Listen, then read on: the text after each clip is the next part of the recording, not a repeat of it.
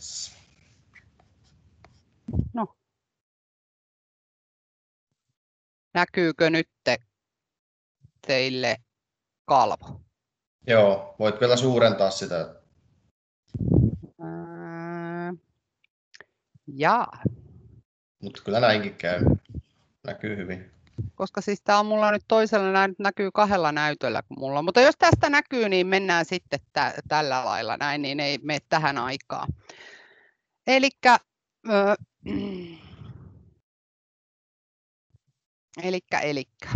me ollaan nyt Iskoa Etelä-Pohjanmaalle hankkeen webinaareissa, ja tämä hanke on, alkoi tuossa 1. helmikuuta tänä vuonna ja on 2-vuotinen hanke. Ja tämän hankkeen rahoittajina toimii ELY-keskus maaseudun kehittämisen maaseuturahastosta. Ja toteuttajina meillä on tässä 2 suurta toimijaa Etelä-Pohjanmaan alueella, eli Sydänpiiri ja Suomen Punaisen Ristin Länsi-Suomen piiri. Ja sillä jaolla, että minä olen hankekoordinaattorina, pääkoordinaatio on Sydänpiirillä ja sitten Jesse on puolikkaana tuolla Punaisen Ristin puolella ja tekee sitten hankekehittäjänä lähinnä niitä koulutuksia ja sitten niihin niin kuin valmennuksiin liittyviä asioita. No sitten se, että minkä ihmeen takia tämmöinen hanke lähdettiin, että miksi tänne pitäisi saada elvytystaitoja ja sydäniskureita niin kuin tänne kylille. Niin ihan se tausta ja tarve lähti sieltä, että ne verisuonisairaudet on suomalaisen yleisin kuolinsyy. Ja Etelä-Pohjanmaalla me ollaan sitten vielä ikävä kyllä korkeimmalla tasolla tällä hetkellä lääkkeiden korvattavuudessa, mitä Suomen maassa niin kuin korvataan sydän- ja verisuonitautien lääkkeitä. Eli tämmöinen vanha Pohjois-Karjala ei enää meillä ole, että Etelä-Pohjanmaa on tässä saanut kyseenalaisen ykkössijan, joka ei varmasti ole kauhean tavoiteltu asia, johon Mari varmasti tänään antaa sitten meille neuvoja, että miten me päästäisiin tuolta ykköspaikalta poispäin. Ja sitten siellä on se sepelvaltimon tauti ja sitten siihen ensioire voi olla se sydänpysähdys. Ja se, että meillä täällä Etelä-Pohjanmaan alueella on vuositasolla, kun jotenkin laskennallisesti tehdään, niin 100–200 sairaalan ulkopuolista sydänpysähdystä, joista vaan se 10–20% selviytyy. Eli vain joka 10, jos 100 on, niin selviytyy sairaalan ulkopuolisesta sydänpysähdyksestä. Ja tässä on semmoinen asia, mihinkä hanke niin kuin pureutuu aika paljon, on se, että jos se paineluelvytys aloitetaan heti, niin ihmisen selviytymismahdollisuudet tuplaantuu jo saman tien. Eli sen takia me halutaan sitä elvytysosaamista ja elvytysrohkeutta, että ihmiset uskaltaa toimia niissä tilanteissa, kun se sydänpysähdys tulee. Ja sitten jos vielä se sydäniskuri on saatavilla siinä suhtkot nopeasti ja lähelle, niin se selviytymismahdollisuus on jo huomattavasti isompi. Ja se, että meillä on Etelä-Pohjanmaalla eniten asuu ihmisiä koko Suomen maassa haja-asutusalueella. Eli meillä on viriiliä kyliä ja ihmiset asuu niissä niin kuin muuallakin kuin taajamien keskustoissa, missä niitä on niitä sydäniskureita, niin me tarvitaan sitä myös niihin viiveaikoihin. Me ollaan tehty tässä hankkeessa semmoista selvitystä yhdessä pelastuslaitoksen ja sairaanhoitopiirin kanssa näistä tavoittamisviiveistä, ja meillä on useita kyliä, joissa se tavoittamisviive on tällä hetkellä jopa 40 minuuttia, että sinne saadaan ensimmäinen yksikkö paikalle. Eli silloinhan se tarkoittaa sitä, että jos sitä peruselvytystä ei ole siellä aloitettu ja muuta, niin se selviytymismahdollisuus on ihmisellä sydänpysähdystilanteessa niin kuin 0. Ja näihin niin kuin, kriittisiin alueisiin, mitä on, niin me tehdään myös yhteistyöstä pelastuslaitoksen ja sairaanhoitopiirin kanssa ja tuon investointihankkeen kanssa, että me saataisiin sinne niin kuin, niitä iskureita ja niitä osaajia, että se myös sitten, kun täällä on se maaseuturahasto takana, niin silloin me myös saadaan ne ihmiset, että siellä on turvallista ja niin kuin hyvä asua ja uskalletaan asua siellä haja-asutusalueella. Ja siksi juuri tämä iskurit ja elvytystaidot on se, minkä takia tämä hanke on alun perin lähtenyt käyntiin ja mitä ollaan mietitty. Ja siellä meillä on päätavoitteena juuri tämä, että tämä alueellinen eriarvoisuus vähentyisi. Eli juuri nämä niin kuin viivealueet, missä on ja missä asutaan vähän kauempana keskuksissa, niin siellä niin kuin asukkaiden se sydänterveys ja turvallisuus vahvistuu, osataan sitä elvyttämistä ja saadaan myös niitä sydänyskureita sitten sinne alueille lisää. Sitten meillä on 3 osatavoitetta tähän aiheeseen liittyen. Eli se ensimmäinen osatavoite on, että meillä on asukkailla ja ihmisillä tässä Etelä-Pohjanmaan alueella tietoa, osaamista ja rohkeutta toimia siinä elvytystilanteessa. Ja nämä meidän webinaarit on ollut yksi osa sitä, eli me annetaan sitä tietoa. Sitten me ollaan niitä elvytysvalmennuksia tehdään, jossa lisätään sitä osaamista. Ja sitten me puhutaan kuin ruuneperit siitä, että uskalla auttaa ja niin kun se auttaminen on tärkeää, että se ihminen niin kun selviytyy niissä sydänpysähdystilanteissa. No sitten on tämä sydäniskureiden määrä on se 2. tavoite ja sitten, että ne löytyy sieltä defi.fi-kannasta. Eli siellä niin kun saadaan sinne lisää, niin kun löydetään ja kaikilla on varmasti kännykkään ladattuna 112-sovellus, johon tuli nyt keväällä se päivitys, josta niin kun näkee myös, että missä se lähisydäniskuri on. Ja se kannattaa kyllä, jos ei vielä ole ladattu, niin se 112 Suomi-sovellus kännykkään ladata. No sitten meillä on tässä 3. osatavoitteena semmoinen asia, kun että maaseudulla hyödynnetään vapaaehtoisen osaamista turvallisuuden lisäämiseksi. Eli tämä tarkoittaa sitä, että silloin kun meillä saadaan niitä sydäniskureita sinne kyliin, niin meillä on siellä niitä ihmisiä, jotka osaa elvyttää ja osaa käyttää sitä sydäniskuria, niin me sitten kartoitetaan sitä, että esimerkiksi me tehdään tiivistä yhteistyötä vapaaehtoisen pelastuspalvelun kanssa tällä alueella, että saataisiko me niitä ryhmiä, mitä siellä niin kuin Vapepalla on jo niin, että voitaisiin hälyttää tällaisessa tilanteessa porukkaa auttamaan. Jos te mietitte, että siellä on 40 minuuttia, kun ensimmäinen yksikkö tulee, niin yksin elvyttäminenkin 40 minuuttia on aika kova homma. Niin sinne tarvitaan niitä lisäkäsiä ja tämä niin kuin liittyy sitten sinne, että me myös lähdetään niin kuin hyödyntämään niitä ja miettimään. Meillähän on sisarushankkeita Sydänliitolla, niin kuin muitakin samantyyppisiä on se Kande-hanke Keski-Suomesta, jossa on nyt jatkohanke ja Satakunnassa on hankkeita, jossa tämä asia on jo vähän pitemmällä ja siellä mietitään. Toki siellä oli vähän erillä lailla niitä hälytysryhmiä tehty, mutta meillä niin kuin ajatuksena on sen Vapekampan kanssa tehdä sitä yhteistyötä, että sieltä voitaisiin hyödyntää sitten niitä vapaaehtoisia myös siihen tukemaan sitä elvytysosaamista. Eli nämä oli oikeastaan ne meidän päätavoitteet tai niin kuin tavoitteet, millä me tehdään ja miten me toimitaan nyt tässä niin kuin, tämän hankkeen eteenpäin viemiseksi. No sitten me ollaan tietysti tuolla sosiaalisessa mediassa ja me halutaan, että kaikki seuraa meitä, niin löytyy Iskua Etelä-Pohjanmaalle nimellä. Sitten mä hyppään nämä osatavoitteet, koska nämä tulee sieltä. Tuli jo tuossa mun puheessa aikaisemmin ne niin kuin jutut, mitä noissa kalvoissa oli. Mutta sitten meillä on tähän hankkeeseen kyljessä tämmöinen investointihanke, jolla me pystytään hankkia alueelle iskureita. Sen hankkeen kokonaisbudjetti on 13 000 ja tällä niin kuin hintatasolla me saadaan nyt niin kuin hankittua noin 9 iskuria tälle alueelle. Ja siihen tulee rahoitus maaseuturahastosta ja 25% sitten tarvitaan yritysrahoitusta. Ja nämä iskurit sijoitetaan sitten niin kuin tietyn kriteeristön pohjalta, missä on se riskiarvio ja yhteistyö niin kuin kumppanit mukana niin niihin kriittisille alueille, jos siellä on niin kuin niitä ryhmiä, jotka suostuu sen ottaa ja ottaa niin kuin myös sitten niin kuin lähtee kouluttautumaan, että sitä osataan käyttää siellä, koska se iskuri siellä kylätalon seinässä ei auta vielä mitään, sitä pitää osata myös käyttää. Eli tämä on semmoinen hanke sitten, jos teillä on tarvetta, niin tästäkin voi olla meihin yhteydessä, niin voidaan katsoa, että onko teidän alue esimerkiksi sellainen, mihinkä näitä voidaan sitten sijoittaa.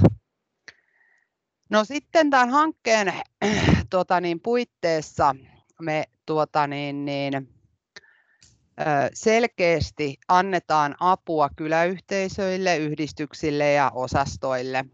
Eli me tullaan auttamaan sen rahoituksen hankkimisessa, millä lailla yrityksiä kannattaa lähestyä, minkälaisia tempauksia kannattaa tehdä ja sitten myös on mahdollisuus sitä omarahoitusta. Meillä on nyt lähdössä käyntiin Ähtärin seudun sydänyhdistyksen kanssa tuonne Lehtimäki, Soini ja Ähtäri alueelle pienkeräysilmoitusta ovat tekemässä siellä parasta aikaa. Me lähdetään sinne tavoittelemaan.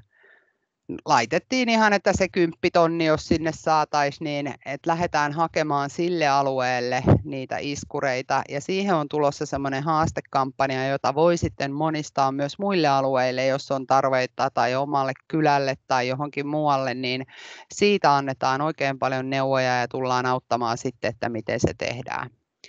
Sitten myös tämä iskurin sijoittaminen, että siinä kohtaa kun se iskuri nyt meillä on tämän kesän aikana tälle alueelle nyt hankittu 4 iskuria hankkeen kautta ja 1 on lähdössä tällä viikolla tilaukseen. Eli saadaan sitten, kun se iskuri tulee sinne kylälle, niin mietitään yhdessä sitä, että mihin se kannattaa sijoittaa, kuinka se on saatavissa ja sitten myös käydään läpi sinne kylän turvallisuussuunnitelmaan sitä aihetta, että millä lailla ne ihmiset pidetään yllä sitä osaamista sen elvyttämisen kanssa ja minkälainen huoltosuunnitelma siinä on ja muuta, niin kaikki tällaiset tehdään yhdessä ja laitetaan sinne kylän turvallisuussuunnitelmaan myös sisälle, että ne ei unohdu ja tosiaan niin kuin sanoin aikaisemmin, niin se iskuri siellä kylätalon seinässä ei auta, jos ei sitä kukaan osaa käyttää. Niin näissäkin me autetaan sitten. No tuossa sanotaan sitten, että hanke suosittelee Zollin AED Plusan hankintaa, niin tämä liittyy siihen, että me käytiin keväällä yhteistyökumppaneiden kanssa tässä alueella keskustelua ja vertailtiin näitä iskureita, mitä tämä niin kuin on, ja me päädyttiin tuohon Zollin AED Plusaan ihan sen takia, että tällä alueella on näitä paljon, ne on tuttuja laitteita. Ja toinen on se, että pelastuslaitos käyttää AED:n tätä samaa Zollin iskuria ammattilaisversiota tosin. Eli se tarkoittaa silloin sitä, että jos siellä on käytetty tätä iskuria, niin kun pelastuslaitos tulee paikalle, niin ei tarvitse vaihtaa lätkiä, vaan otetaan piuha irti ja lykätään se toiseen. Eli me säästetään myös siinä niitä aikoja ja sitten on siitä saatiin tiettyjä synergiaetuja ja sitten siellä on myös huoltojutut ja tämmöiset, mitä otettiin siihen mukaan ja sitten me saatiin se aika edulliseen hintaan nyt sitten neuvoteltua niin, että jos hankkeen kautta sen sinne tilaa, niin se on 1 400 € ja se on kyllä ihan kilpailukykyinen hinta sitten myös. Eli se on tavallaan se, että miksi me suositellaan, mutta toki on myös muita iskureita, mitä voidaan hankkia ja mitä ne on, mutta tähän me lähdettiin sitten, että tämä olisi semmoinen järkevä tälle alueelle.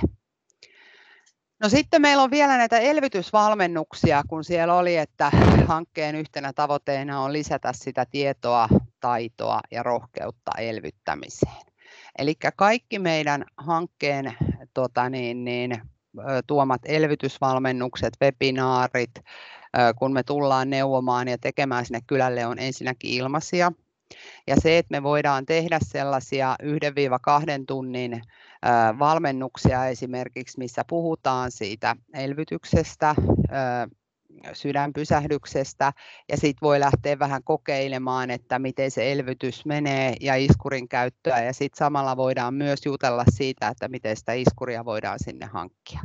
Eli ne on semmoisia pienempiä koulutuksia, johon mielellään tullaan, minä ja Jesse molemmat niitä tehdään. Ja sitten tuo pitempi koulutus on semmoinen, että Et siinä jo sitten niin kun mennään syvemmälle. Nämä yleensä tulee siinä kohtaa, kun se on se iskuri esimerkiksi hankittu sinne kylälle jo. Joko se on aikaisemmin tai hankitaan nyt, niin me tullaan sitten niin kun ihan Jessen kanssa jompikumpi meistä tai molemmat ihan miten se menee, niin me tullaan laittamaan se iskuri teidän kanssa käyttökuntoon. Katsotaan, että miten se toimii, mihin se kannattaa sijoittaa ja tosiaan ne kaikki suunnitelmat, huoltosuunnitelmat ja koulutussuunnitelmat tehdään samalla.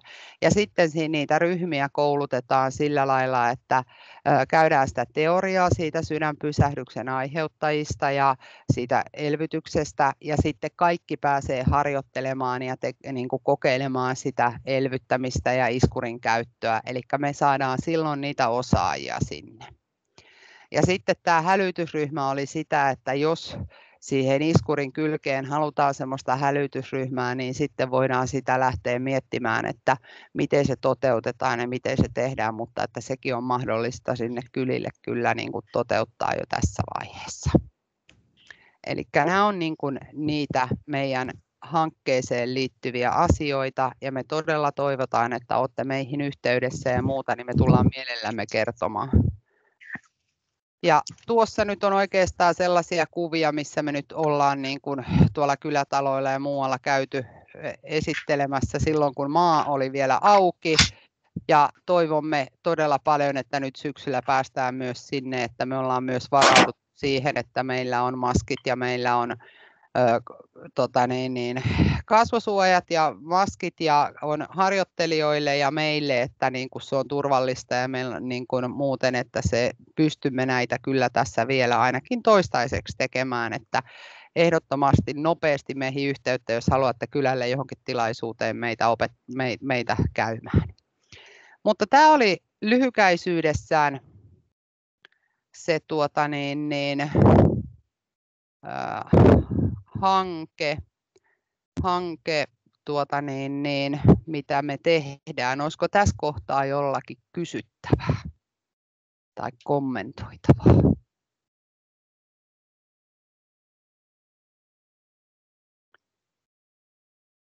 Jos ei ole, niin sitten me päästetään Mari jatkamaan, eikö?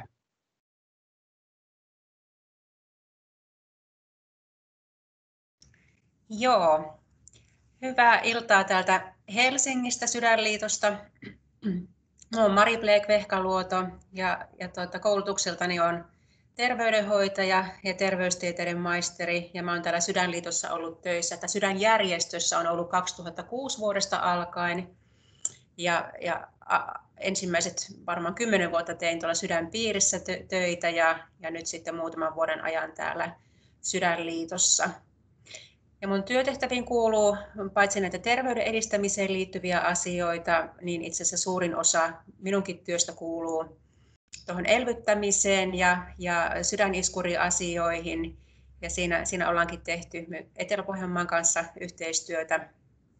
Ja tullaan tekemäänkin ja kiitos sinne Etelä-Pohjanmaalle, tämmöinen hieno hanke on siellä käynnistynyt, niin saatte ihan kädestä pitäen opetusta siellä sitten sekä elvyttämisestä että sydäniskureista ja saadaan niitä sydäniskureita enemmän sinne, missä niitä tarvitaan. Ja nyt tietysti tänä päivänä kovin ajankohtaista on tuo koronatilanne. Teillä Etelä-Pohjanmaalla se näyttää nyt tällä hetkellä kovin mukavalta. Täällä Helsingin ja Uudenmaan alueella taas vähän ei niin mukavalta, mutta yritetään nyt yhdessä pitää tilanne kurissa, että päästään tosiaan jatkamaan toimintaamme normaalisti. Ja tänä iltana siis aiheena ei ollut mitenkään korona, vaan siirrytään sinne terveyden edistämisen asioihin.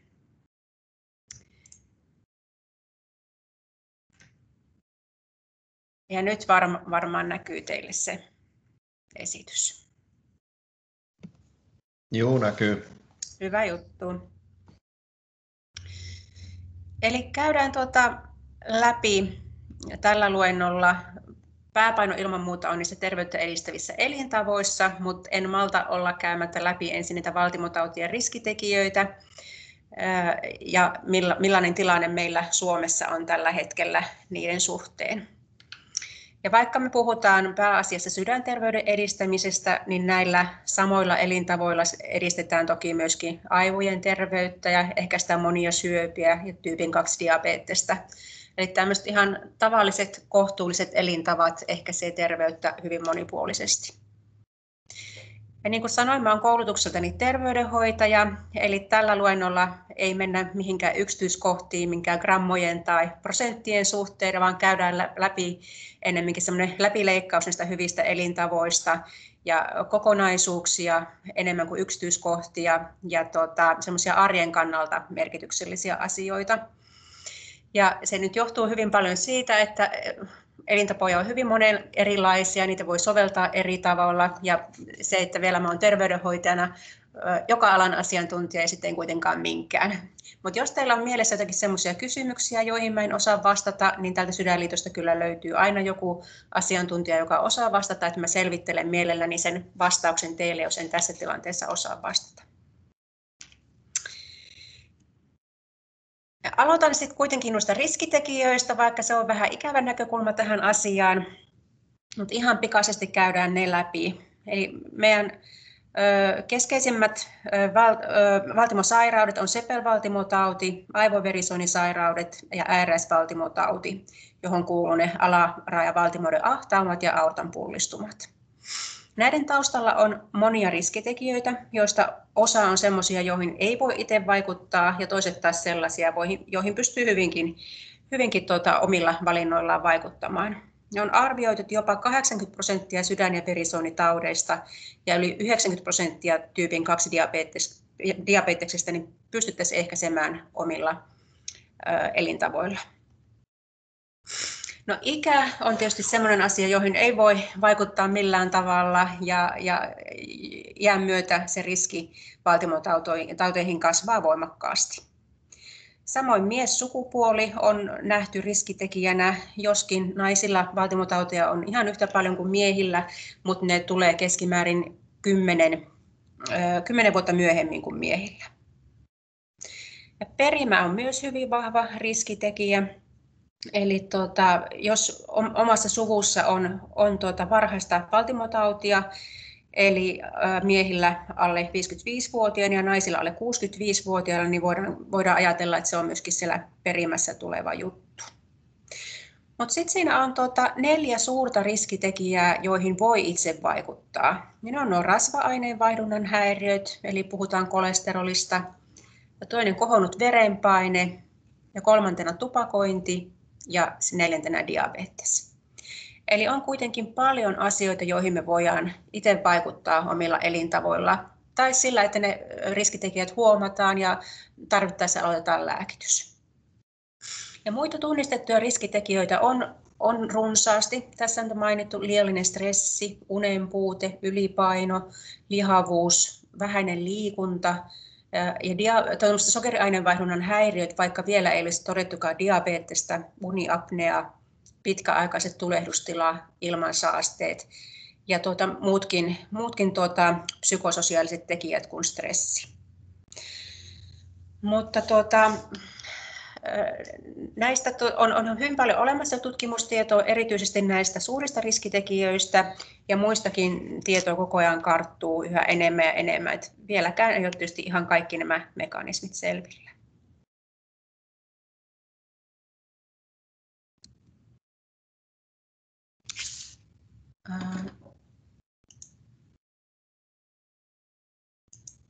Nyt pääsen vaikuttamaan. Ja noistahan suurin osa riskitekijöistä on sellaisia, jotka eivät näy eikä tunnu missään. Ja sen takia meidän jokaisen aikuisen pitäisi tietää ne omat valtimoterveyteen vaikuttavat arvot. Ja vaikka noista nyt yksittäinen riskitekijä olisi jonkun verran koholla, niin se ei välttämättä tarkoita, että se oma riski sairastua on kovinkaan paljon suurempi, vaan aina kun mietitään sitä riskiä sairastua valtimosairauteen, niin katsotaan sitä kokonaisuutta. Katsotaan kolesterolia, verenpainetta, painoa, diabetesta ja niin poispäin. Ja lääkäri tekee sellaisen riskin arvioinnin, että mikä kenenkin henkilön riski on sairastua valtimotautiin, ja sen mukaisesti sitten aloitetaan hoitotoimenpiteet. Ja Kokonaisriskin arviointi suositellaan tehtäväksi nuorille aikuisille, jos suvussa on varhaista valtimotautia, ja miehille viimeistään 40 tietämillä ja naisille sitten 50 tietämillä. Et ihan viimeistään silloin olisi tarkistettava, että mikä se kokonaistilanne on. Ja tässä kohtaa, missä niitä omia arvoja voi käydä tarkistamassa, niin nyt kun puhutaan normaalitilanteesta ilman koronaa, niin sydänpiirit ja yhdistykset järjestää terveysmittaustilaisuuksia. Nyt en tiedä, että onko siellä Etelä-Pohjanmaalla jo käynnistynyt tässä tilanteessa vai ei, mutta se on, nämä sydänpiirin ja sydänyhdistysten tapahtumat on yksi sellainen helppo tapa käydä selvittämässä ne omat arvot. Ja toki myöskin siellä omassa terveyskeskuksessa, yksityisessä terveydenhuollossa, missä kukakin nyt on tottunut käymään.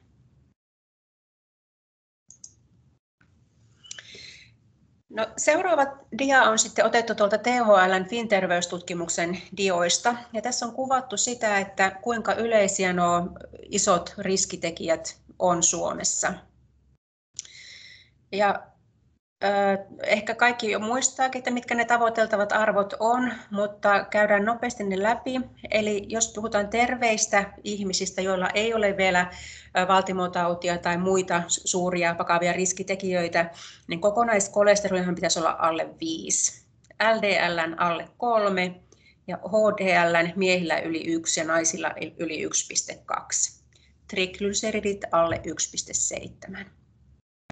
Ja kuitenkin, niin kuin tuosta pylvästä näette, niin miehillä reilulla 50% ja naisilla jopa 60% tuo kolesteroli on korkeampi kuin mikä suositusarvo on. Samoin verenpaine on ihan samaa suuruusluokkaa riskitekijänä, tai se on yhtä usealla ihmisellä koholla, ja siinä taas miehillä tuo kohonnut verenpaine on yleisempi kuin naisilla, mutta siltikin yli puolet suomalaisista on verenpaineen suhteen riskissä. Ja ne suositeltavat verenpainearvot on, että ihanteellisimmillaan verenpaine on alle 120/80 ja normaali verenpaine on vielä sitten, kun se on alle 130/85 ja tyydyttävä sitten, kun se on alle 140 ja 90. Mutta kun se verenpaine nousee sen yli 140/90, niin silloin puhutaan kohonneesta verenpaineesta ja se pitää saada sieltä hyvin hoidettua, että se ei pääse aiheuttamaan valtimoille tuhoja. Ylipaino on myös iso riskitekijä, mutta ja siis Suomessa on totta kai ongelma, mutta kuten tuosta kuvasta huomaatte, niin se on kuitenkin harvemmalla ihmisellä ongelma kuin mitä verenpaine ja kolesteroli. Ja tupakoinnista puhutaan kohta vielä sitten tarkemmin. Tupakointia on hienosti vähentynyt Suomessa nyt viimeisten vuosikymmenien aikana.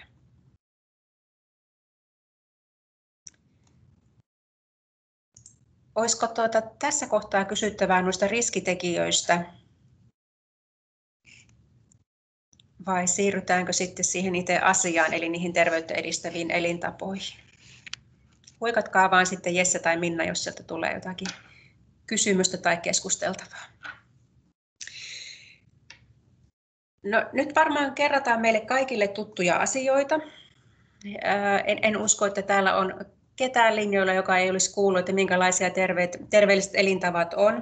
Mutta mä toivon, että mietitte niitä asioita sitä omasta arjesta, omasta näkökulmasta käsin. Eli meillä on tämmöiset suosituksiin tai tieteeseen perustuvat suositukset, jotka antaa semmoisen yleisen suosituksen eri elintavoista.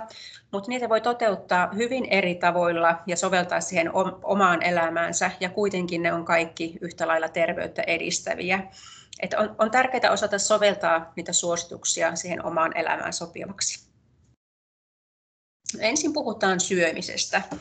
Se on sellainen asia, mitä on joka päivä tehtävä, on syötävä ja juotava ja usein toistuvana tapahtumana sillä on iso merkitys meidän terveydelle.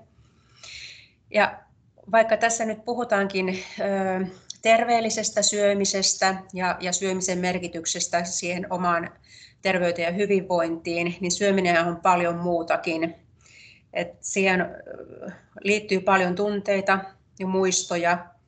Ja kaikki varmaan muistaa lapsuudesta jotakin ruokamuistoja ja osaa sieltä jo lähteä miettimään, että miten jotkut lapsuuden muistot vaikuttaa siihen tämän päivänkin syömiseen. Ja ruokahan on osa meidän kulttuuria, perinteitä ja niin poispäin. Että tämä ei ole mitenkään yksioikoinen asia, että terveellinen syöminen on tätä, vaan siihen liittyy paljon muitakin asioita. Omassa perheessä ja suvussa voi olla jotkut tietyt ruuat, mitä on tehty tiettyinä juhlapäivinä ja niin poispäin. Että siihen liittyy paljon tunteita.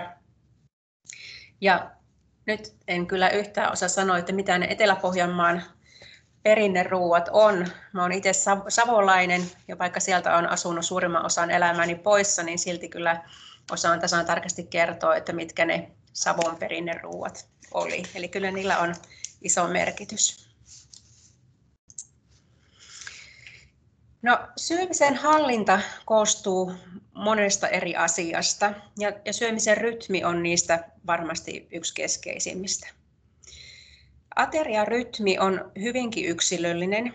Yleensä suositellaan, että ruokaillaan noin 3-4 tunnin välein. Että meillä olisi 3 pääateriaa, aamupala, lounas ja päivällinen ja niiden lisäksi sitten 1-2 välipalaa. Mutta tässäkin on sitten yksilöllisiä eroja. Että joillekin ruoka ei kerta kaikkiaan maistu aamulla, vaikka tiedetään hyvin, että se on terveyden kannalta suositeltavaa. Toisaalta sitten joskus se edellinen ateria on ollut niin iso ja sen koostumus on voinut olla jotenkin toisen tyyppinen, sitten ei kerta kaikkiaan maistu ruoka silloin seuraavana ruoka-aikana. Mutta nämä on tosiaan yksilöllisiä asioita, eikä tässäkään ole mitenkään yhtä totuutta, että näin pitää syödä. Mutta tosiaan keskimäärin suositellaan, että 3-4-5 tunnin välein syötäisiin jotakin. Ja siinä on pointtina tietysti se, että se nälkä ei pääsisi yltymään mitenkään järjettömäksi. Nälkä on ok kokea siinä ruokailuiden välillä, mutta että ei mitään nälkäkiukkuun asti tarvitsisi tulla. Eli toisaalta siinä aterioidessa ei tulisi sellaista ähkyn tunnetta ja sitten ei kuitenkaan aterioiden välillä sudennälkää, niin silloin se yleensä pysyy niin kuin hanskassa se syöminen.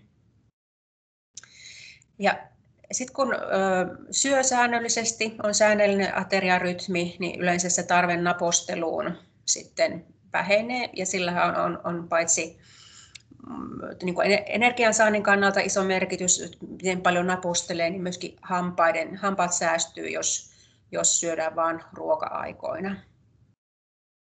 Ja sitten myöskin tuo vireystila säilyy parempana, kun se ateriarytmi on säännöllinen. Ja sitten tämä ateriarytmi ylläpitämistä helpottaa, kun syö riittävästi, monipuolisesti ja terveellisesti. Ja näistä asioista nyt sitten seuraavaksi, miten se taas onnistuu.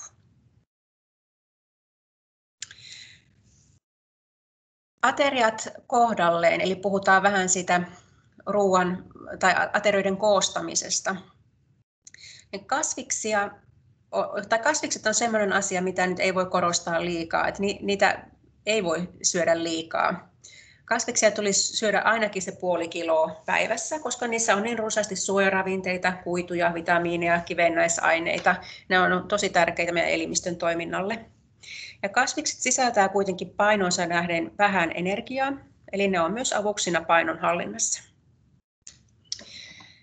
Ja jos mietitään, että mistä tuo 0,5 kiloa päivässä, joka on suositeltava vähimmäismäärä syödä kasviksia, niin mistä se koostuu? Niin se koostuu 6 oman kämmenen kokoisesta annoksesta. Ja jos nyt siihen 6 annokseen ei kykene, niin 1 annos lisää edistää asiaa jo tosi paljon. Eli 1 annos on esimerkiksi keskikokoinen tomaatti tai keskikokoinen porkkana, 1,5 desiä raastetta tai salaattia, tai sitten jotakin kypsennettyä kasvista, tai sitten 1 desi marjoja tai 1 hedelmä. Eli perunaa eikä mehuja tähän määrään lasketa. Me suomalaiset syödään kasviksia tosi monipuolisesti, vaikka joskus saattaa tuntua, että se on salaattia, kurkkua ja tomaattia, mutta kyllä me syödään ihan monipuolisesti, mutta suosituksiin nähden liian vähän. Miehet syö keskimäärin sen alle 400 grammaa päivässä ja naiset sitten hieman yli sen 400 grammaa. Et siinä meillä on vielä petrattavaa. No sitten lautasmalli, joka on meille hyvinkin vanha tuttu ystävä, mutta se on loistava konkreettinen malli siihen, joka auttaa, että miten se ruokamäärä säilyy kohtuullisena ja sitten kuitenkin ne terveellisen ruokavalion periaatteet toteutuu. Tuossa dialla on nyt yksi esimerkki lautasmallista, eli siinä on puolet lautasesta ensin kasviksia. Sitten siinä on 1/4 täysjyväviljalisäkettä, perunaa tai muuta juuresta. Ja viimeinen 1/4 sitten vähän rasvaista ja vähän suolaista lihaa, kanaa, kalaa tai palkokasviksia.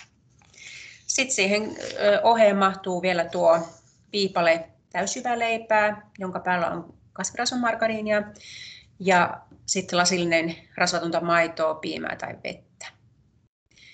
Ja että saataisiin sitten vielä niitä hyviä rasvoja, joista kohta puhutaan tarkemmin, niin tuossa salaatin päällä on öljypohjainen kastike. Tämä lautasmalli on varmaan ihan läpikoluttu juttu ja kaikille tuttu, mutta silti käyttökelpoinen päivittäinen asia. Ja sitten näiden pääaterioiden lisäksi meillä on tietysti niitä välipaloja ja aamupala, jolla voi sitten hyödyntää tuommoista 1+1+1 taktiikkaa. Eli siinä on 1 osa kasvista, juureksia, marjoja, hedelmiä, pähkinöitä. Toinen osa sitten viljaa, eli täysjyvävalmisteita, leipää, puuroa, muroja, mysliä, korppuja, leseitä. Ja sitten mahdollisesti vielä se proteiini, eli maitoa, piimää, viiliä, jogurttia, rahkaa, juustoa, lihaleikkeleitä, mikä nyt kenellekin on se oma juttu. Mut tuolla 1+1+1 pärjää sitten välipalat ja aamun ja illan. No sitten seuraavaksi muutama sana ruoan laadusta. Jos siihen haluaa kiinnittää huomiota, niin näillä dialla näkyvillä asioilla pääsee jo pitkälle. Katsotaan kohta tarkemmin vähän rasvoja ja suolaa omilla dioillaan, mutta täysjyväviljavalmisteista tässä kohtaa muutama sana. Että ne on tärkeitä energian, hiilihydraattien ja proteiinien lähteitä, ja niiden höttöhiilareiden sijasta kannattaa ilman muuta suosia noita täysjyväviljavalmisteita. Niistä saa, kuten myöskin sitten myös pavuista, linsseistä, kasviksista, siemenistä esimerkiksi runsaasti kuituja. Ja se kuitu taas vaikuttaa siihen veren LDL-kolesterolipitoisuuteen, eli siinäkin mielessä kannattava valinta. Sitten jos sanotaan, että rasvattomat ja sokerittomat juomat, niin se nesteen tarvehan meillä on hyvinkin yksilöllinen ja vaihtelee myöskin vähän päivästä riippuen. Mutta suuntaa antava ohje on se, että päivittäin noin 1,5–2 litraa nestettä. Ja se sisältää sitten ruokajuomien lisäksi myös kahvit ja teet, mehut, virvoitusjuomat.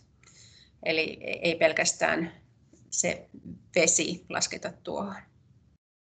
Vesi on ilman muuta paras ruokajuoma, koska niistä sokeripitoisista juomista kertyy herkästi niitä kaloreita ja sitten ne rasittaa hampaita, hammaskiillettä.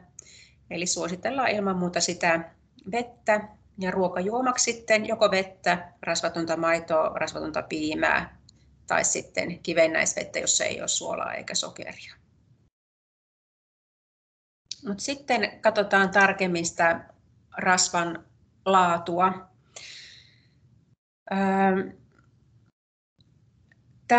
Tämä rasvan laatu on yksi tärkeimmistä tekijöistä, jolla pystytään vaikuttamaan siihen LDL-kolesteroliin, mitä me halutaan saada mahdollisimman alas.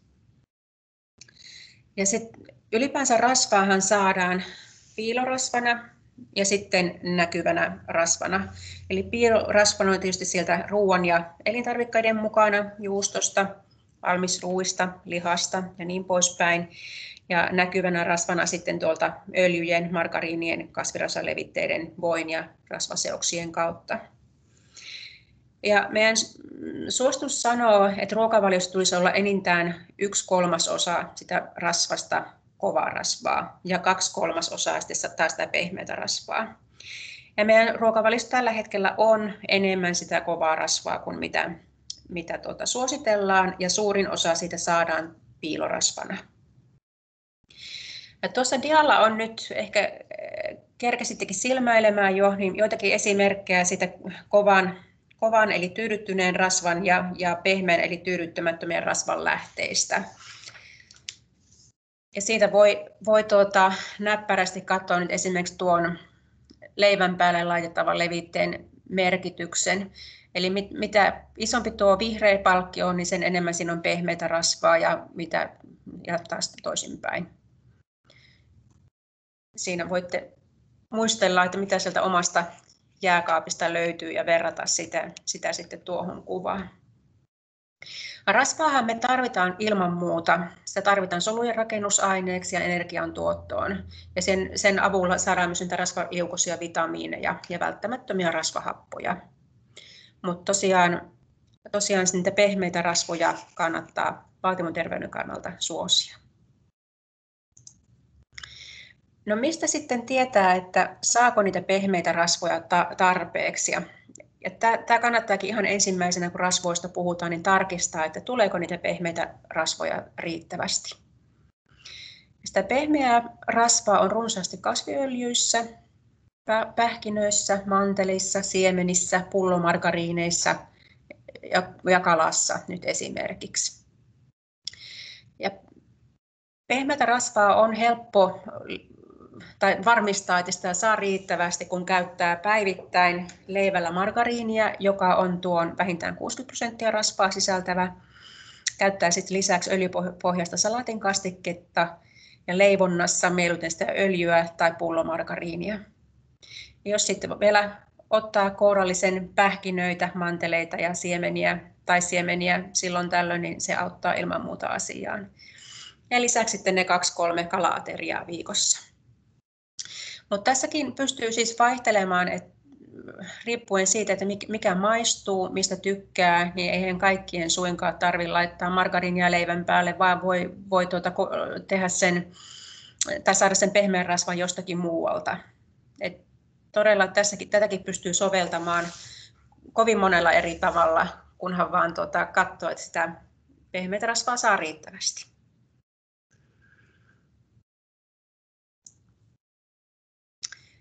Ja sitten kun sanoin, että sitä kovaa rasvaa saadaan me suomalaiset liikaa, niin miten sitä pystyttäisiin se määrää vähentämään?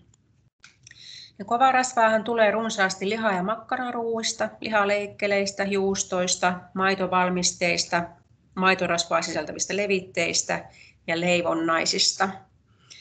Ja tuossa nyt on muutama esimerkki, että miten pystyy siinä omassa arjessaan vähentämään sitä kovan rasvan määrää korvaamalla se sitten niillä valmisteilla, missä sitä kovaa rasvaa on vähemmän tai on sitten sitä pehmeätä rasvaa.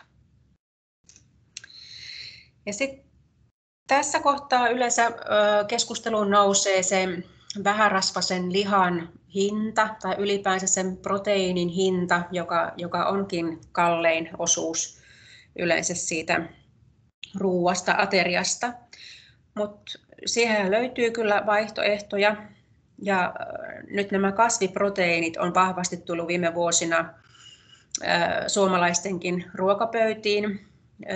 Toki ihan kasvisruokailijoiden myötä, mutta myös ihan tietoisesti valittuna, että vaikka on sekasyöjä, niin alkaa enemmän käyttämään niitä kasviproteiinia, esimerkiksi soijarouhetta, papuja ja linssejä. Ne on hyvinkin kilpailukykyinen vaihtoehto ja hintatietoisen kokin valintoja. Ja jos ne on ihan uusia juttuja, niin voi aloittaa sillä, että lisää esimerkiksi purkillisen kypsiä linssejä tai kikherneitä, esimerkiksi jauhelihakeiton joukkoon, niin sillä saa jo ruokaisuutta siihen ja niin kuin vähemmäksi sitä kovan rasvan määrää. Ja samoin sitten näitä hummuksia, joita löytyy myöskin ihan valmiina kaupasta, niin sillä voi korvata esimerkiksi leikkelettä, juustoa leivän päällä ja sillä tavalla taas vähentää sitä kovan rasvan määrää. Ja tässäkin dialla sanotaan, että sikanautajauhelihaa voisi vaihtaa vähärasvaiseen jauhelihaan, niin näin, kyllä. Mutta jos tässä kohtaa se hintatason ongelma, niin voi hyvin tehdä asian niin, että lisääkin kasviksia. Jos nyt puhutaan vielä sitä jauhelihakeitosta, niin jos sinne upottaa tuplamäärän kasviksia, niin silloinhan se lopputulos on kuitenkin ihan kelpo, vaikka siinä olisi sitä sikanautajauhelihaa. Mutta kasviksia lisää, niin sillä pärjää monessa kohtaa hyvin. Sitten kello käy ihan kauheita vauhtia. Nyt sanon pari sanaa tästä minun lempiaiheesta suolasta. Sekin on meille välttämätön ravintoaine, mutta kun sitä saadaan liikaa, niin se kohottaa verenpainetta. Ja se välttämättömän natriumin määrä, mitä me tarvitaan, niin se on suolaksi laskettuna vain 1,3 grammaa, ja se on tosi vähän. Se itse asiassa saadaan jo maidon ja lihan sisältämästä luontaisesta natriumista, siihen ei tarvitse yhtään lisättyä suolaa. Ja tällä hetkellä meidän maksimisuolan saanti suositus per päivä on aikuisilla se 5 grammaa, eli se on vajaa 1 teelusikallinen päivässä. Se on tosi vähän, ja että siihen pääsisi, niin tarvii kyllä miettiä asiaa erikseen ja tosiaan hakea ratkaisuja siihen, että miten sitä suolaa tulisi vähemmän. Tällä hetkellähän 90 suomalaisesta saa liikaa suolaa. Miehet saa keskimäärin 8,7 grammaa päivässä ja naiset 6,4 grammaa päivässä. Eli jostakin sitä on nipistettävä. Ja miten sitten helpoiten se vähentäminen onnistuu, niin on vähäsuolaisten tuotteiden valitseminen ja se, että käyttää suolaa ruoan valmistuksessa mahdollisimman vähän. Kaikista tehokkainta on valmistaa tai valita pääruoka semmoisena, että se on vähäsuolainen, ja sitten se leipä. Erityisesti jos leipää kuluu päivän aikana paljon, niin on tosi tärkeää katsoa, että se leipä on vähäsuolasta. Ja tässä kuvassa nyt on esimerkkinä on 2 samannäköistä ateriaa, mutta tästä taulukosta huomaatte, että kun valitsee sen tuotteen vähäsuolaisena, niin kuinka suuri merkitys sillä on suolamäärän kannalta. Eli tässä kannattaa vähän ponnistella, että löytyy niitä vähäsuolaisia vaihtoehtoja.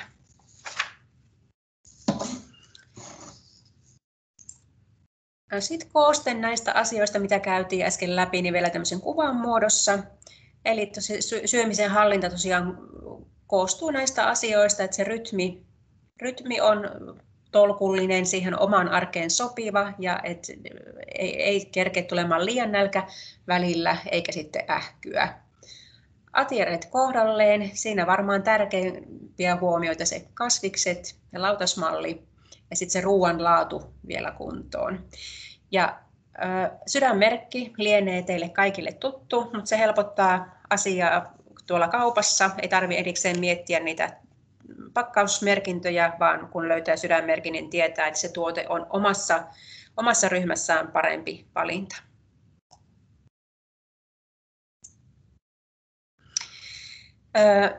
Tämä on edellisestä Finravintotutkimuksesta THL:ltä. Tällä hetkellä Suomessa on paljon hyvää ruokailussa.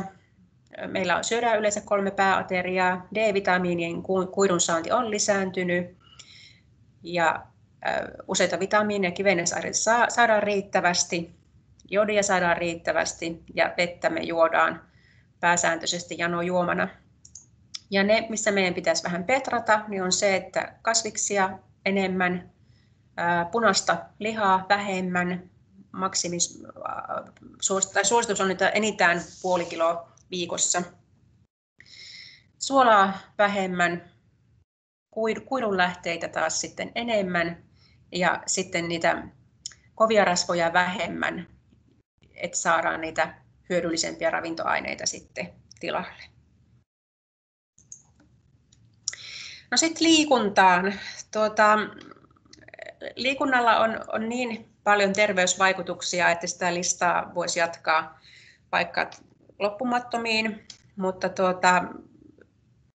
terveysvaikutusten lisäksi sillä on tietysti toimintakykyyn iso merkitys ja siihen, että miten päivittäin jaksaa paremmin, kun harrastaa liikuntaa. Ja liikunnassa, kuten tietysti ruokailussakin, on paljon niitä vaihtoehtoja, joista jokainen varmasti löytää omansa. Eli etsimällä löytää sen sopivan liikuntamuodon, niin siitä voi tullakin semmoinen säännöllinen tapa sitten. Ja tehoa voi vaihdella ja pitääkin vaihdella, liikkua voi yksin tai yhdessä, että miten se parhaiten itselle sopii. Ja jos joku liikuntamuoto ei onnistu niin kuin vamman tai sairauden vuoksi, niin aina löytyy vaihtoehto sillekin. Ja sydämen kannaltahan liikunnalla on todella paljon hyviä terveysvaikutuksia. Joskus muistelen, kun aloitin urani terveydenhoitajana, niin ajateltiin, että se on vain se painonhallinnan väline. Että ei ymmärretty niinkään korostaa niitä muita terveysvaikutuksia. Ja nythän itse asiassa tiedetään, että se liikunta on varsin vaatimaton painonhallinnan väline yksinään, vaan ennemminkin sillä on näitä muita hyviä terveysvaikutuksia. Eli leposyke pienenee, sydämen iskutilavuus suurenee ja se sitten tietenkin parantaa suorituskykyä ja se rasituksen tunne pienenee. Et sillä on sydän- ja verenkiertoelimistöön tämmöisiä vaikutuksia. Liikunnalla pystytään vaikuttamaan siihen verensokeritasapainoon, parantaa sitä ja tähän auttaa sekä kestävyys- että lihasvoimaharjoittelu. Liikunta on tehokas lääke myöskin verenpaineeseen ja myös tässä sekä kestävyys- että lihaskuntoharjoittelu tuo saman vaikutuksen. Ja sillä säännöllisellä liikkumisella pystytään myöskin sitten ylläpitämään sitä normaali verenpainetta, ettei se nousiskaan. Liikunta on yksi niistä harvoista keinoista, millä sitä HDL-kolesterolia pystyy nostamaan. Eli se säännöllinen kestävyysliikunta, sillä on vaikutus siihen HDL-kolesteroliin nostavasti, toki myös LDL laskevasti. Ja se, mikä on tärkeää myöskin sydänterveyden kannalta, niin on se mielen hyvinvointi. Et paljon liikkuvilla on ylipäänsä masennuksen oireita vähemmän ja toisaalta sitten vähemmän liikkuvat näyttää sairastuvan useammin masennukseen kuin paljon liikkuvat. Ja tämä mekanismi on vielä vähän avoinna, mutta on ajateltu, että liikunta keskeyttää niitä masennusajatuksia ja kääntää huomion pois negatiivisista ajatuksista. Ja toisaalta, jos siinä on jonkun kaverin kanssa liikkumassa, niin tulee myöskin sitä sosiaalista kanssakäymistä ja sosiaalista tukea. Ja nyt vaikka mä seuraavaksi näytän näitä liikuntasuosituksia, UKK-instituutin suosituksia, niin kannattaa pitää mielessä, että jokainen askel ja jokainen liikuntahetki on eteenpäin, vaikka niihin suosituksiin ei pääsiskään. Eli liikuntasuositukset päivitty viime syksynä. Niissä on paljon tuttua vanhaa, mitä edellisessäkin suosituksessa oli, mutta siinä on myös jotakin uutta. Ja näitä suosituksiahan päivitetään aina kun tutkimustieto karttuu. Ja tässä uudessa suosituksessa on uutta se, että ei tarvitse enää liikkua sitä 10 minuutin pätkää kerrallaan, vaan sen liikunnan voi koostaa semmoista lyhyemmästäkin liikkumishetkistä. Ja tämä uusi suositus ottaa paremmin huomioon tuommoisen kevyen liikuskelun ja se paikallaanolon tauottamisen. Samoin siellä on myöskin ensimmäistä kertaa tuo uni mukana. Ja tämä, mikä nyt näkyy siellä dialla, niin tämä on alle 65-vuotiaiden aikuisten liikuntasuositus. Ja katsotaan sitä nyt ensin. Eli siellä ihan pohjalla on se palauttava uni. Siitä unesta me puhutaan kohta vielä pari sanaa tarkemmin. Ja sitten seuraava taso on se tauko ja paikallaan oloon. Eli sitä kannattaa tehdä aina kun voi. Se liikuskelu aktivoi kuitenkin, vaikka se olisi kevyttäkin lihaksia, vähentää sitä kehon kuormittumista ja lisää tuki- ja liikuntaelimistön hyvinvointia.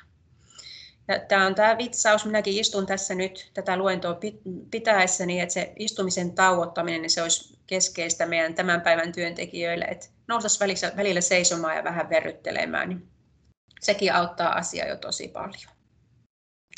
Sitten tuo keltainen keskiosa, kevyttä liikuskelua. niin tutkimusnäyttö on osoittanut, että myöskin semmoisella kevyemmällä liikkumisella on terveyshyötyjä, erityisesti heille, jotka ei aikaisemmin ole liikkunut paljon. Eli sillä on vaikutusta myös verensokeri- ja rasva-arvoihin. Ja tähän nyt kategoriaan kuuluu nyt semmoista kauppareissut, kotiaskareet, koiran ulkoilutus, pihatyöt, kävelypalaverit ja niin edelleen. Ja sitä suositellaan tehtäväksi mahdollisimman usein. Ja sen päälle tulee sitten se varsinainen liikunnan harrastaminen, eli semmoinen sydämen sykettä kohottava reipas liikkuminen, jota tulisi harrastaa 2,5 tuntia viikossa. Ja liikkuminen on reipasta silloin kun pystyt puhumaan hengästymisestä huolimatta. Ja näitä liikuntamuotoja on runsaasti, on esimerkiksi uintia, sauvakävelyä, jumppaa, tanssia, retkeilyä, ihan mistä itse tykkäät, niin sitä kannattaa harrastaa. Ja sitten on vaihtoehto, että jos liikut rasittavammalla tasolla, eli silloin se puhuminen liikkuessa on jo vähän hankalampaa, että se on niin rasittavaa, niin silloin sitä liikuntaa riittää tunti ja 15 minuuttia viikossa. Ja näitä lajeja on esimerkiksi juoksu, pyöräily, hiihto ja pallopelit. Sitten siellä ylimmäisenä on se lihaskunto ja liikehallinta, jota suositellaan tehtäväksi 2 kertaa viikossa. Ja tällä on erityisen suuri merkitys sille toimintakyvylle. Ja silloin kannattaa haastaa niitä isoja lihasryhmiä ja tasapainoa tavallista enemmän. Ja siihenkin on tietysti lukuisia eri vaihtoehtoja. On portaat, raskaat pihatyöt, ryhmäliikunta, ihan kotivoimistelu, kuntosali ja niin poispäin. Mutta 2 kertaa viikossa sitä. Sitten seuraavaksi se yli 65-vuotiaiden suositus, joka on siis hyvin samankaltainen kuin tuo alle 65-vuotiaiden suositus, mutta siinä on vielä erityisesti huomioitu tuolta huippua. Siellä on notkeutta, tasapainoa ja lihasvoimaa. Siihen kannattaa yli 65-vuotiaana erityisesti keskittyä ja yhdistellä joustavasti tätä reippaampaa liikuntaa, kevyttä liikuskelua ja sitä notkeutta, tasapainoa ja lihasvoimaa. Ja siinä on ilman muuta tavoitteena se, että se toimintakyky pysyy yllä ja arjessa selviytyminen. Kaiken kaikkiaan, niin vaikka puhuttiin näistä minuuttien liikkumisista, että ei tarvitse pitkiä pätkiä kerrallaan liikkua, mutta liikkumisesta on eniten hyötyä silloin, kun se on säännöllistä. Että siitä kannattaa ottaa semmoinen päivittäinen tapa. No sitten siihen uneen, joka sekin, jos syöminen ja liikkuminenkin on yksilöllistä, niin myöskin uni ja sen tarve on yksilöllistä. Keskimäärin suositellaan, että aikuisen ihmisen yöunet olisi 6-9 tunnin mittaisia. Tavallisimmin taitaa olla tuon FIN-terveystutkimuksen mukaisesti, että sekä miehet että naiset nukkuu noin 7,5 tuntia yössään. Ja se tosiaan jokainen määrittää sen itse, että mikä on itselle riittävä yöuni.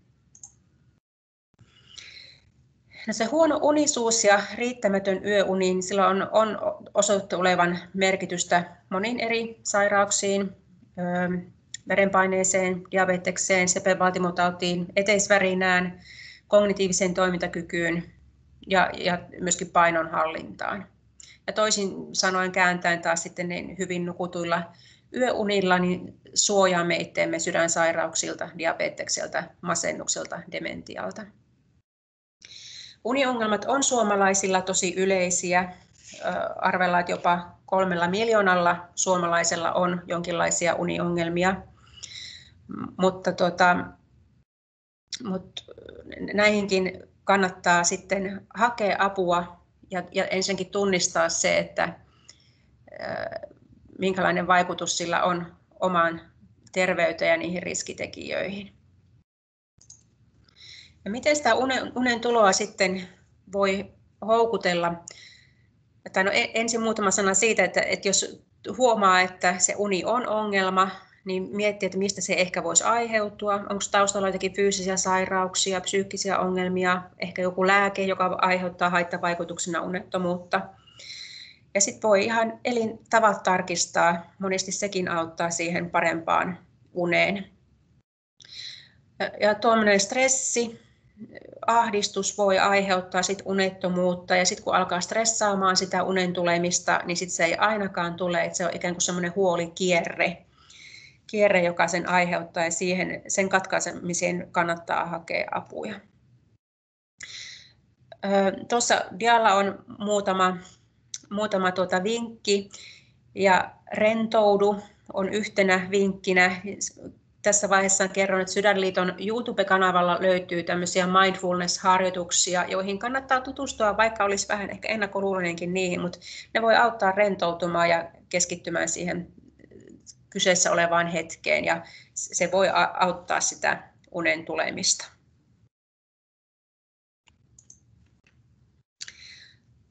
Tupakoimattomuuteen seuraavaksi, se on ilman muuta, tai itse asiassa tällä hetkellä pitäisi puhua nikotiinittomuudesta. Meillä on niin paljon nuuska ynnä muita valmisteita myös erityisesti nuorisolla käytössä. Mutta tupakointi on yksi keskeisimmistä vaaratekijöistä ja tosiaan kaksinkertaistaa riskin sairastua sydäninfarktiin. Ja tässä tietysti meidän lainsäädäntö tekee parhaansa, että tämän hetken nuoret eivät edes aloita sitä tupakointia, mutta toisaalta meidän pitää tukea heitä, jotka haluaa lopettaa sen, koska se lopettaminen on tosi haastavaa, siihen harva pystyy yksin. Ja jos on ajatuksessa lopettaa tupakointi, niin siihen kannattaa hakea apua terveydenhuollon ammattilaisilta. Ja sitten on tuo stumppi.fi-palvelu, mistä löytyy myös apua ja tukea. Sekä ammattilaisten että vertaistukea löytyy sieltä. Sitten vielä pari sanaa alkoholista. Meillä elää ehkä sellainen käsitys, että pikkuinen määrä alkoholia on terveydelle edullista, mutta itse asiassa siihen ei ole tutkimusnäyttöä. Sen takia sitä ei kannata nauttia, että jos nyt lasillinen terveydeksi. Mutta ei tässä niin kuin kokonaan alkoholiakaan kielletä. Se sopii kyllä terveelliseen elämäntapaan sekin, mutta enintään kohtuullisesti on tämän hetken suositus. Eli viikossa miehillä enintään se 14 annosta ja naisilla enintään 9 annosta, eikä niin, että joka päivä, joka ilta nautittaisiin, että sitten alkaa näkymään vaikutusta jo esimerkiksi verenpaineessa. Ja paitsi tuohon verenpaineeseen, niin myöskin painonhallinnan kannalta kannattaa pitää minimissä se alkoholi, että siinä on yllättävän paljon sitten kaloreita, kun sitä, ja erityisesti kun sitä säännöllisesti käyttää, niin se vaan kertyy ja kertyy se kalorimäärä. Mutta ei ehkä siitäkään nyt sitten tämän enempää. Sitten vielä tärkeä asia, joka on noussut nyt tässä viime vuosina tähänkin sydänterveyden edistämiseen, eli se suun terveys. Ne suun tulehdukset on tosi tärkeä löytää, koska ne vaikuttaa sen sydän- ja verisuonisairauksien ja diabeteksen ja muiden kroonisten sairauksien riskiin. Ja erityisesti siellä on se parodontiitti, aina yhtä hankala sana, joka on yksi sepelvaltimotaudin vaaratekijöistä. Eli tämänkin vuoksi niin kannattaa syödä vain ruoka-aikoina, vältetään napostelua ja pidetään huolta siitä, että hampaat harjataan huolellisesti aamuin illoin ja käydään siellä hammastarkastuksissa. Niin vältetään se riskitekijä nyt ainakin tästä sydänterveyden tieltä. No nyt kauhealla pikajuoksulla käytiin läpi noita elintapoja ja sitten jos niihin kaipaisi muutosta, niin nämä asiat varmaan, mitä käytiin läpi, niin on kaikille jollakin tavalla tuttuja. Mutta mikä sinne sitten on, että se pelkkä tieto ei riitä. Että ilman muuta me tarvitaan tietoa niistä elintavoista, mutta se ei muutu automaattisesti toiminnaksi. Ja nyt on ymmärretty, että meidän on pakko miettiä sitä ja ymmärtää sitä oman mielen toimintaa, että miten sitä käyttäytymistä muutetaan pysyvästi. Olisi kauhean kiva, jos olisi joku semmoinen selkeä dieetti ja ohjelma, että noudatat tätä niin laihdut ja ryhdyt liikkumaan. Ja tämmöistä dieettiä tai jotakin tiettyä ohjelmaa, niin mehän pystytään pari viikkoa noudattamaan helpostikin, mutta entäs sitten? Mitäs sen jälkeen? Eli kannattaa kääntää ajatukset pois siitä, että tämä on joku projekti, enemmänkin siihen, että nyt on kyse prosessista, että miten tästä tulisi niin kuin loppuelämän tapa. Tämä on ihmismielelle tosi paljon helpompaa jatkaa sitä nykyistä toimintaa, kun alkaa muuttamaan sitä. Mutta siihen kannattaa nähdä vähän vaivaa, miettiä ensin, että miksi sen muutoksen haluaisi tehdä, mikä olisi joku sopiva, konkreettinen muutos, minkä minä voisin tehdä ja mitä minä jaksan toteuttaa tästä lähtien viikkoja ja kuukausia ja vuosia eteenpäin. Eli sen konkreettisen teon täytyy olla minulle itselleni mielekäs ja sellainen, että jaksan sitä tehdä. Ja sen sijaan, että lähtisit niitä kiellettyjä listaa tekemään, niin kannattaa miettiä, että mitä hyvää lähtisin lisäämään. Mitä toisin enemmän tähän arkeen, että voisin paremmin. Eli se hyvän lisääminen ilman muuta ennemmin kuin alat tekemään kieltolistoja. No, elintavat on tärkeä asia, mutta se ei ole suinkaan koko totuus tästä hyvästä terveydestä ja sen säilymisestä. Ilman muuta hyvällä mielellä, mielen hyvinvoinnilla on iso merkitys meidän terveydelle. Ja tämä on myös hyvin yksilöllinen asia, että mitä kukakin kokee stressiksi ja kuinka herkästi sitä stressiä kokee ja mitkä ne stressin lähteet on. Ne kannattaa ensin tunnistaa ja pyrkiä sitten ratkaisemaan, että miten sitä stressiä vähentäisi omassa elämässään. Ja nyt katkesi ajatus. No niin. Sieltäpä sitten siirrytään seuraavaan diaan, koska nyt unohdin ihan kokonaan, mitä olin puhumassa. Mutta joo, mielen hyvinvointi siis tuo terveyttä ja voit vaikuttaa siihen oman hyvinvointiin ja terveyteen pitämällä huolta omasta itsestäsi ja keskittymällä niihin hyviin asioihin omassa elämässä. Ja huomaa hyvät asiat siinä omassa arjessa ja tee sinulle iloa tuottavia asioita. Ja jaa niitä asioita ystävien, tuttavien kanssa. Jos keskustelukumppania ei löydy kotoa, niin sitä kannattaa aktiivisesti etsiä harrastuksista ja esimerkiksi sieltä yhdistystoiminnasta. Ja niistä ystävistä on erityisesti hyötyä siinä, kun tulee haasteita ja vastoinkäymisiä, niin on sitten kumppani, kenen kanssa niitä jakaa ja silloin ne huoletkin sitten vähän karisevat. Ja tuo viimeinen pyydä tarvittaessa apua on meille suomalaisille hankalin asia yleensä, että ei oikein haluta jakaa, vaan halutaan itse kestää ne murheet, mutta se ei kannata jäädä yksin niissä vaikeuksissa, vaan keskustella muiden kanssa ja hakea aktiivisesti apua ja tukea. Nyt mä pahoittelen, että olin tosiaan huonosti näköjään ajoittanut tämän luennon ja tuli näin kiire. Olisin halunnut esimerkiksi tuosta elintapojen muutoksesta puhua tarkemmin ja enemmän, mutta näin tällä kertaa. Tässä on muutama linkki, mistä nyt saatte lisätietoa. Meillä tuo sydän.fi on pullollaan kaikenlaista fakta-artikkelia. Ja esimerkiksi nyt noista linkeistä pääsette sitten eteenpäin tutustumaan niihin meidän hyviin sisältöihin tarkemmin. Nyt jo hengästyttää itteenikin, mutta oliko jotakin kysymyksiä, kommenttia?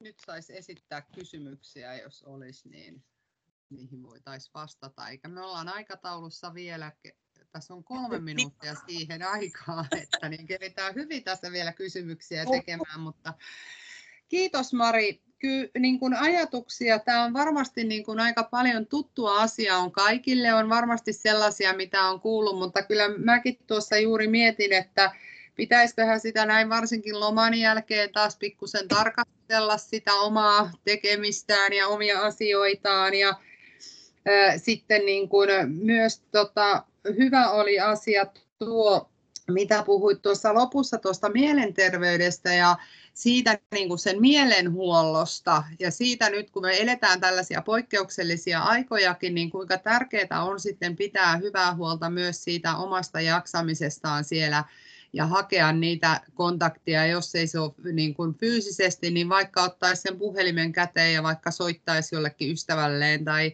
jotain muuta, että niin kuin ei jää sitten sinne yksin niin kuin niiden asioiden kanssa, niin se olisi aika hyvä muistaa näissä poikkeuksellisissa tilanteissa ja ihan normaalissakin elämässä. Just näin. Ja se, että joillakin se on ihan sisäsyntyinen asia, se myönteisyys, mutta jos sitä ei ole syntymälahjana annettu tai se on karissut tässä matkan varrella pois, niin sitäkin voi harjoitella. Ja se ei suinkaan tarkoita, että kaikki on jotenkin ihanaa ja mahtavaa, mutta että keskittyisi niihin hyviin asioihin elämässä eikä jäisi vellomaan niihin huoliin ja murheisiin. Kyllä, se on ihan totta. Onko vielä jotakin kysymyksiä siellä nyt tai ajatuksia, mitä on herännyt, niin nyt saa vielä tässä kohtaa sanoa.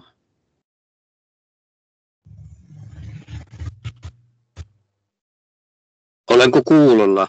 Kyllä olet, saa puhua vaan. Niin, sellainen kysymys jo, että kun jotkut sanoo, että kun jätin kaikki niin kuin sokerituotteet pois, niin kaikki keksit ja pullat, niin terveys koheni niin kuin kertaheitolla. Ja jotkut sanoo vähän samaa, jätin kaikki leivän syönnin pois. Niin mihin nämä perustuu? Onko niillä ollut joku perussairaus, miksi ne on pitänyt kokonaan jättää pois ja sitten muuttunut koko terveystilanne vai? Niin, tietysti voi olla ihan, että jos vaikka on keliakia ja jättää sitten, siirtyy gluteenittoman ruokavalioon, niin totta kai se vaikuttaa siinä tilanteessa hyvin. Ja pullat, keksit ja muut, niin nämä on nimenomaan sitä höttöhiilaria, josta tulee äkkiä sitten semmoinen huono olo. Ja sen takuulla huomaa arjessaan, jos ne jättää pois, että onkin virkeämpi ja jaksavampi. Kokonaan leipää tai siis täysjyväviljavalmisteita ei suositella jätettäväksi pois, että niistä saa kuitenkin niin paljon sitä kuitua, joka on meille tosi tärkeä juttu. Mutta tietysti noin yksittäisiin asioihin ja onko ollut jotakin sairauksia, niin en osaa kommentoida, mutta tämmöiset vastaukset ainakin. Varmaan siinä on, että juuri nämä höttöhiilarit, niin se verensokeri nousee nopeasti, mutta se laskeekin nopeasti, että se voi siihen vointiin kyllä vaikuttaa ihan varmasti. Kyllä.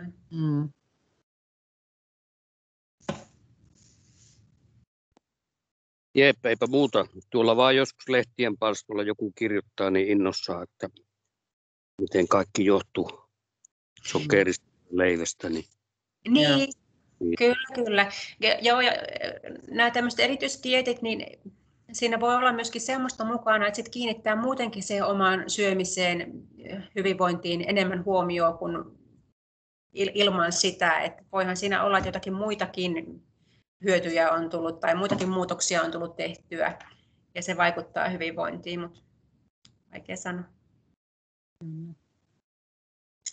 No olisiko vielä kysymyksiä?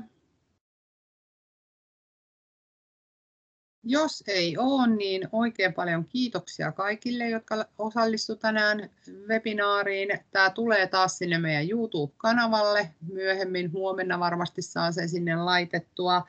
Ja ensi viikolla meillä on sitten kardiologi Ismo Anttila puhumassa sydämen toimintahäiriöistä ja niistä sydänpysähdyksen syistä, niin sama aika ja sama paikka ja vielä voi kutsua levittää, niin saadaan ihmisiä liikkeelle sitten myös ensi viikolla. Ja kiitos Mari sulle oikein paljon ja koittakaa kaikki pysyä terveinä ja yritetään saada nujerrettua nyt se korona sitten tässä porukalla. Pidetään turvavälejä ja pestään käsiä. Yes. Hyvä. Kiitokset Marille ja kiitokset kaikille osallistujille. Kiitos. Selvä, kiitoksia.